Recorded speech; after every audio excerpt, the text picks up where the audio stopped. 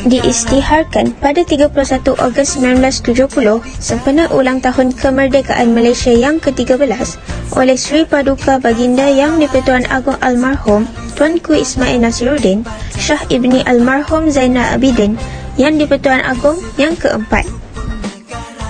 Rukun negara diperkenalkan berikutan peristiwa 13 Mei 1969 yang melemahkan perpaduan antara kaum di Malaysia.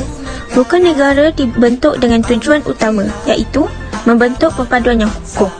Prinsip-prinsip yang terkandung dalam rukun negara jelas merupakan kunci kepada keharmonian dan perpaduan kaum demi kejayaan dan kestabilan Malaysia. Rukun negara adalah ideologi kebangsaan Malaysia. Ia telah dibentuk pada 31 Ogos 1970 oleh Majlis Gerakan Negara, iaitu setahun selepas berlakunya tragedi 13 Mei 1969 yang menghancurkan perpaduan dan ketenteraman negara.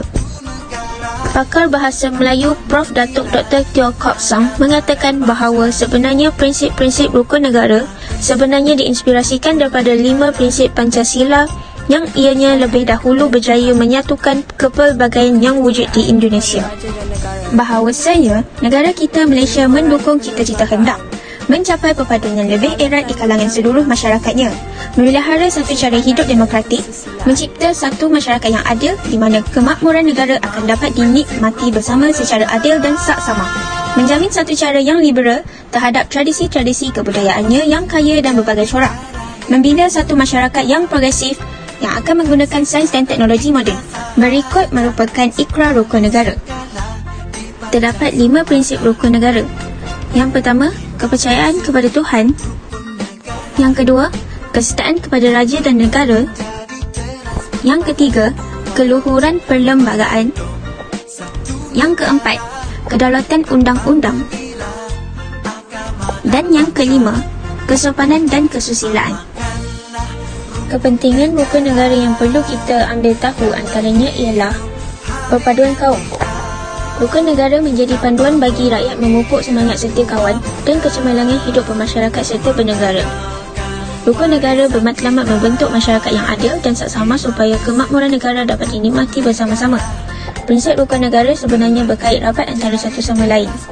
Seterusnya, pembentukan masyarakat Malaysia, mewujudkan perpaduan yang lebih erat dalam kalangan masyarakat, memelihara satu cara hidup demokratik, mencipta satu masyarakat yang adil di mana kemakmuran negara dapat dinikmati bersama secara adil dan saksama, membentuk satu sikap yang liberal terhadap tradisi kebudayaan yang kaya dan pelbagai corak, dan membina sebuah masyarakat progresif berlandaskan sains dan teknologi moden. Gagasan 5 prinsip rukun negara.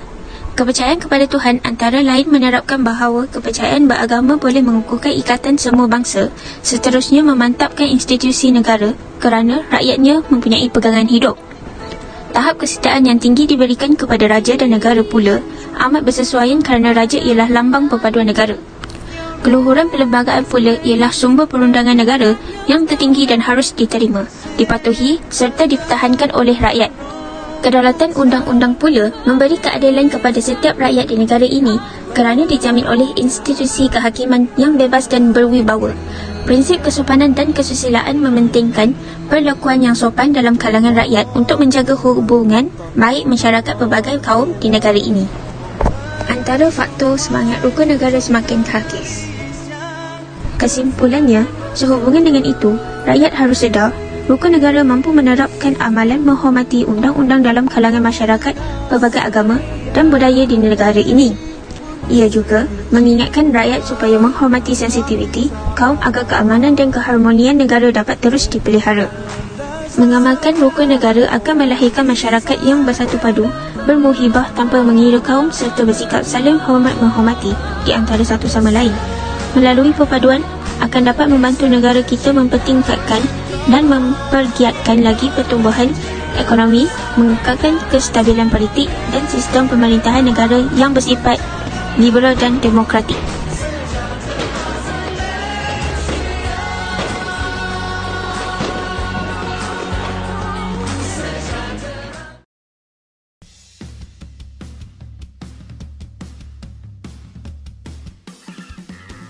Jom kita Pilihan raya adalah satu proses demokrasi di mana undian digunakan untuk memilih calon yang sesuai untuk mewakili rakyat di parlimen. Ia merupakan satu mekanisme demokrasi untuk memilih calon yang sesuai untuk memenuhi jawatan-jawatan penggubal undang-undang, eksekutif, perundangan dan kerajaan tempatan. Sebelum Tanah Melayu merdeka, pilihan raya hanya dijalankan di peringkat kerajaan tempatan pada tahun 1951 iaitu di Georgetown, Pulau Pinang pada Disember 1951. Pada Julai 1955, pilihan raya Majlis Perundangan Persekutuan 1955 diadakan merupakan pilihan raya umum yang pertama untuk Persekutuan Tanah Melayu. Sebanyak 52 kerusi yang telah dipertandingkan. Dalam pertandingan tersebut, Parti Perikatan telah memenangi 51 kerusi dan 1 kerusi telah dimenangi oleh PAS. Pilihan raya umum yang pertama yang melibatkan seluruh negeri di Malaysia adalah pada 13 Mei 1969. Sistem pilihan raya. Fungsi pilihan raya. Yang pertama, menubuhkan sebuah kerajaan yang berdemokrasi. Yang kedua, mengekalkan pucuk pimpinan. Yang ketiga, pemilihan calon bagi mengisi jawatan tertinggi kerajaan.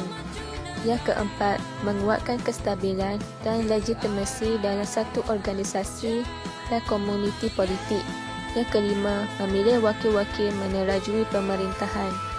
Jenis pilihan raya.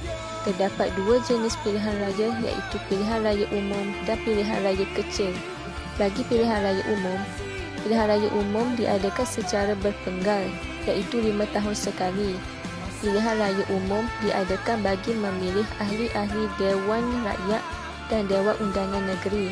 Pilihan raya kecil tidak mengikut jadual atau penggal. Pilihan raya kecil hanya diadakan apabila terdapat kekosongan dalam mana-mana dewan sama ada Dewan Rakyat atau Dewan Undangan Negeri. Suruhanjaya Pilihan Raya. Suruhanjaya Pilihan Raya ialah sebuah suruhanjaya yang menyelia, mengelola dan bertanggungjawab dalam urusan pilihan raya di Malaysia. Ia telah ditetapkan dalam Perkara 114 Perlembagaan Malaysia. Sejarah Suruhanjaya Pilihan Raya. Suruhanjaya Pilihan Raya telah ditubuhkan pada 4 September 1957. Sebuah jabatan sekretariat yang dikuasai oleh seorang setiausaha yang juga bertindak sebagai Ketua Pegawai Pentadbir Suruhanjaya Pilihan Raya telah ditubuhkan. Terdapat beberapa fungsi Suruhanjaya Pilihan Raya. Yang pertama, mengadakan pilihan raya ke atas kawasan Parlimen dan DUN, mengelola pilihan raya dan pelaksanaan pendaftar pemilih. Yang kedua, mengumpul maklumat mengenai kawasan baru yang membolehkan keadilan dapat dilakukan ke atas pengundi untuk mengundi di kawasan pengundian yang ditetapkan. Selain itu, Suruhanjaya Pilihan Raya juga telah mempromosikan kepentingan mengundi dan menguruskan semakan daftar pemilih dengan memadam nama-nama orang yang telah mati atau didapati tidak layak mengundi.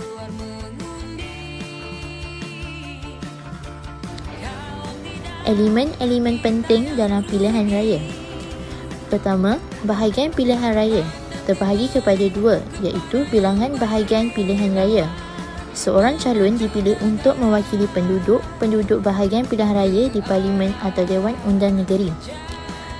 Persempadanan semula bahagian-bahagian pilihan raya iaitu Suruhanjaya Pilihan Raya perlu bertanggungjawab mengkaji semula sempadan bahagian pilihan raya Parlimen atau Negeri. Elemen kedua ialah pemilih atau pengundi. Pendaftaran pemilih iaitu dengan bersyarat warga negara Malaysia, tidak berumur kurang daripada 18 tahun pada tarikh kelayakan, seorang penduduk di mana-mana bahagian pilihan raya di Malaysia dan tidak hilang kelayakan sebagai pemilih mengikut undang-undang seperti cacat atau hilang kewarasan akal. Ketiga, calon bertanding. Kelayakan calon adalah warga negara Malaysia dan bermastatin di negara ini mengikut Perkara 47 Perlembagaan Persekutuan semasa pencalonan. Kedua, berumur tidak kurang 18 tahun atau 21 tahun pada hari penamaan calon. Ketiga, tinggal di negeri di mana dia akan bertanding.